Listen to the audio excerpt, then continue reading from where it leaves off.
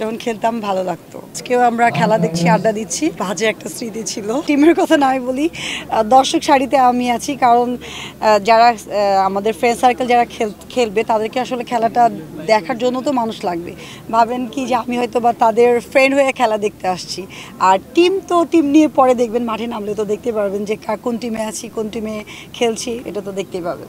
খুব ভালোভাবে দেখছি। গতবার যে আমাদের মিরপুর স্টেডিয়ামে খেলাটা হয়েছিল, আর এখন যে নতুন একটা প্লেস করেছে, প্লেসের এনভায়রনমেন্টটা অনেক সুন্দর এবং খুব একটা ফ্রেশ একটা ফিল অনুভব করছি। আর সবচেয়ে ভালো লাগছে যে এক ছাদের নিচে সব তারকারা আসছে এবং সবাই কাজে ব্যস্ততার কারণে একজনের সঙ্গে কথা হয় না, দেখা হয় না।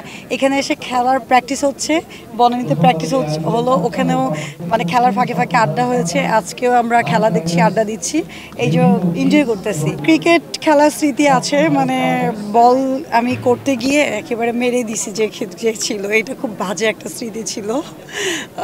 ব্যথা পেয়েছিল, আর দেখছেন তো তসিফ ভাই একটু ব্যথা পেয়েছে, এই জন্য খেলতেছে না। ছোটবেলায় আসলে ওইভাবে ক্রিকেটটা প্র্যাকটিস করা হয়নি, তবে একটা যে আছে না যে বল টাইপের ছুঁড়ে মারে, কি যেন ওটার নাম, মানে অনেক ভারী বলটা থাকে, এভাবে ছুঁড়ে মারে, আমরা ওই খেলাটা যখন খেলতাম ভালো লাগতো। আরেকটা ছিল ফ্লিসবি, এভাবে যে খেলে, ওই গেমটা খুব ভালো ছিল।